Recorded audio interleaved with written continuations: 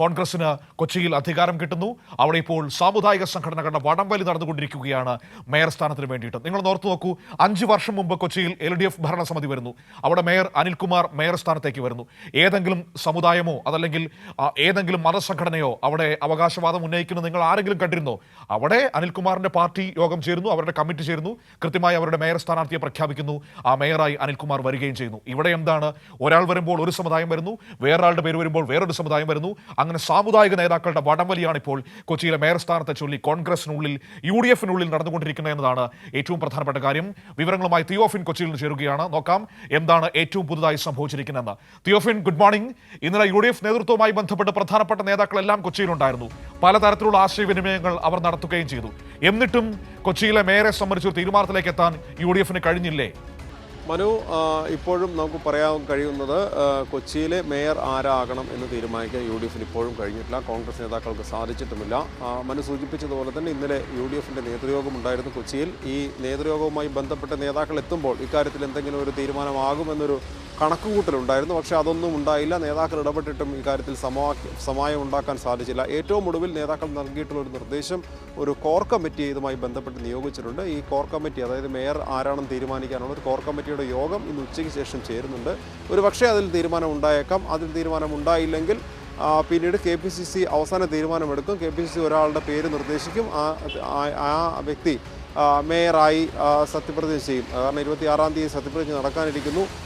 ഈ കോർപ്പറേഷനിൽ ഒരു ഭൂരിപക്ഷം ലഭിച്ചു. കോർപ്പറേഷനിലെ തിരഞ്ഞെടുക്കപ്പെട്ട കൗൺസിലർമാരുടെ സത്യപ്രതിജ്ഞ കഴിഞ്ഞു. ഇതെല്ലാം കഴിഞ്ഞിട്ടും മേയർ ആരാകണമെന്ന കാര്യത്തിൽ തീരുമാനമെടുക്കാൻ UDF-ന് സാധിച്ചില്ല എന്നുള്ളതാണ് ഏറ്റവും ദയനീയ അവസ്ഥ കൊച്ചിയെ സംബന്ധിച്ച്.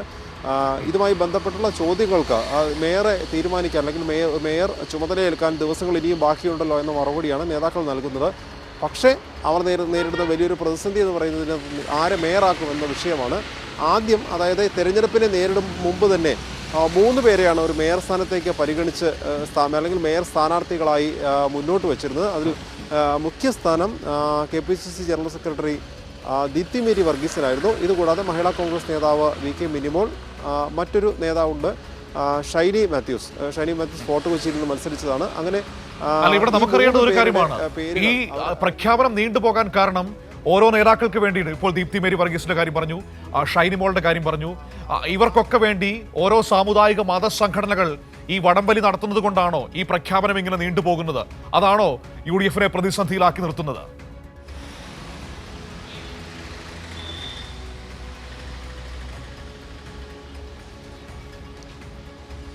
മനോ, അതിലേക്കാണ് ഞാൻ വരുന്നത്. അതായത് 3 പേരെ മുൻനിർത്തി ഇവർ തെരഞ്ഞെടുപ്പിനെ നേരിട്ടു. ഭാഗ്യമോ ദൗർഭാഗ്യമോ 3 പേരും വിജയിച്ചു എന്നതാണ് ഏറ്റവും കൂടുതൽ പ്രതിസന്ധിക്കിടയാക്കിയ ആദ്യത്തെ കാരണം. 3 പേരും വിജയിച്ചപ്പോൾ ഇതിൽ ആർക്ക് സ്ഥാനം കൊടുക്കുമെന്നതാണ് ഒരു വിഷയം. അപ്പോൾ കോൺഗ്രസ് നേതൃത്വത്തിന്, പ്രത്യേകിച്ച് KC വേണുഗോപാൽ ഉൾപ്പെടുന്ന വിഭാഗത്തിന് മുന്നോട്ട് വയ്ക്കാനുള്ള പേര് ദീപ്തി മേരി വർഗീസിൻ്റെ ആയിരുന്നു. ദീപ്തി മേരി വർഗീസിനായി അവർ തീരുമാനമെടുക്കും, അല്ലെങ്കിൽ ദീപ്തി മേരി വർഗീസിനെ മേയറാക്കണമെന്നൊരു ആവശ്യം മുകളിൽ നിന്ന് KC വേണുഗോപാൽ വിഭാഗത്തിൻ്റെ ഭാഗത്തുണ്ടായിരുന്നു. പക്ഷേ അതിനിടയിലാണ് അതായത് മേയർ സ്ഥാനത്തേക്ക് പരിഗണിക്കാമെന്ന നിലയിൽ മിനിമോൾക്കും ഒരു പ്രതീക്ഷയുണ്ടായിരുന്നു.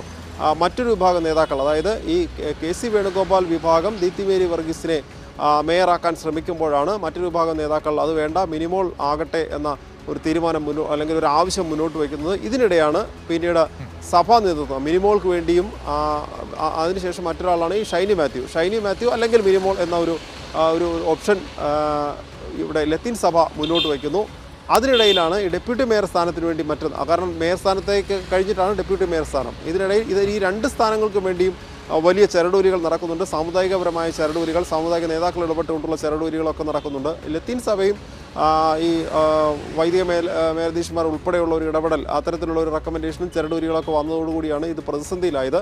3 പേർക്കും വേണ്ടി ആവശ്യം ശക്തമായതോടുകൂടി ഇതിൽ ആരെ പരിഗണിക്കുമെന്ന വിഷയം വലിയ ഗൗരവത്തിലായി, അല്ലെങ്കിൽ വലിയ വിഷയമായി. കാരണം ഇതിലൊരു തീരുമാനമെടുക്കാൻ ജില്ലാ നേതൃത്വത്തിന്, DCC നേതൃത്വത്തിന് സാധിക്കാത്ത അവസ്ഥ വന്നു. പിന്നീട് KPCC തീരുമാനിക്കട്ടെ എന്നതിലേക്ക് കാര്യങ്ങൾ വിട്ടു. കാരണം ഇന്നലെ നേതൃയോഗം നടക്കാനുള്ളത് കൊണ്ട് തന്നെ ഇന്നലെ ഒരു തീരുമാനമാക്കാമെന്നൊരു കണക്കുകൂട്ടലുണ്ടായിരുന്നു.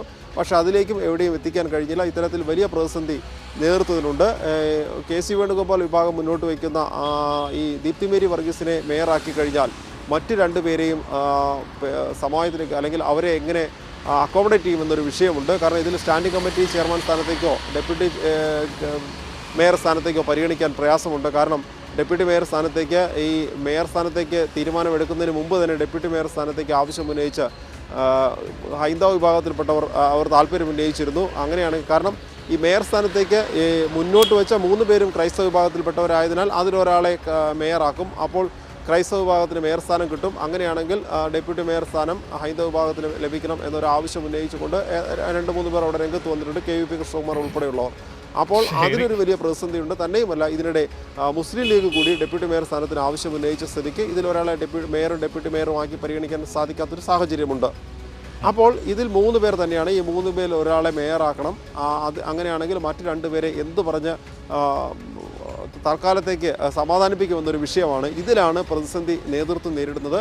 തന്നെയുമല്ല, ലത്തീൻ സഭ നേതൃത്വം ആവശ്യമുന്നയിച്ചത് ഈ വിജയിച്ച UDF കൗൺസിലർമാരിൽ 39% തങ്ങളുടെ വിഭാഗത്തിൽ നിന്നുള്ളവരാണ്, അല്ലെങ്കിൽ ലത്തീൻ വിഭാഗത്തിൽ നിന്നുള്ളവരാണ്. സാമുദായിക അടിസ്ഥാനത്തിൽ നോക്കിയാൽ ഈ മേയർമാർ ഉൾപ്പെട്ട അല്ലെങ്കിൽ ഈ കൗൺസിലർമാർ ഉൾപ്പെട്ട ഓരോ സമുദായത്തിൻ്റെ എണ്ണം നോക്കിയാൽ ഏറ്റവും കൂടുതൽ പ്രാതിനിധ്യമുള്ളത് തങ്ങൾക്കാണ്. അങ്ങനെയാണെങ്കിൽ മേയർ സ്ഥാനം തങ്ങളുടെ ലത്തീൻ വിഭാഗത്തിൽ നിന്ന് ഒരാൾക്ക് വേണം എന്നൊരാവശ്യം ലത്തീൻ സഭ മുന്നോട്ട് വെച്ചിട്ടുണ്ട്.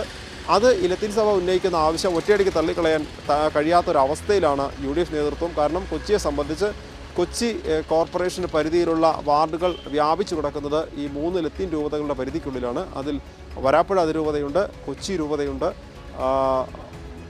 ഇതുകൂടാതെ തന്നെ ആലപ്പുഴ രൂപതയുടെ കുറച്ച് ഭാഗങ്ങൾ ഈ കൊച്ചി കോർപ്പറേഷൻ്റെ പരിധിയിലേക്ക് ഉൾപ്പെടുന്നുണ്ട്. അങ്ങനെയാണെങ്കിൽ 3 ലത്തീൻ രൂപതകളാണ്. ഈ രൂപതകളുടെ പ്രാതിനിധ്യമുള്ള പ്രദേശങ്ങളിൽ ഇവരുടെ രൂപതകളിൽ ഉൾപ്പെട്ട ഇവരുടെ പലപ്പോഴും ഈ സംഘടനകളുമായി അല്ലെങ്കിൽ ഈ രൂപതകളുടെ സാമുദായിക സംഘടനകളുമായൊക്കെ അടുത്ത് നിൽക്കുന്ന ഒട്ടേറെ പേർ ഇതിനകത്ത് വിജയിച്ചു വന്നവരുണ്ട്. അതോടുകൂടിയാണ് ഇങ്ങനെ ഒരു ആവശ്യം ലത്തീൻ സഭ മുന്നോട്ട് വെച്ചത്. അതല്ലെങ്കിൽ പിന്നെ ഡെപ്യൂട്ടി മേയർ സ്ഥാനം എന്നാണ് അവർ ആവശ്യപ്പെട്ടിരിക്കുന്നത്. പക്ഷേ ഡെപ്യൂട്ടി മേയർ സ്ഥാനത്തിന് എന്തായാലും ഇതിലൊരാളെ പരിഗണിക്കാനുള്ളൊരു സാധ്യതയില്ല. അതുകൊണ്ട് തന്നെയാണ് ഈ മേയർ ആരാകണമെന്ന കാര്യത്തിൽ ഈ തർക്കം രൂക്ഷമാകുന്നത്. ഇതിലൊരു തീരുമാനത്തിലേക്ക് എത്താൻ കഴിയാതെ എന്തായാലും ഈ നേതൃത്വം മുന്നോട്ട് പോകുന്നതും.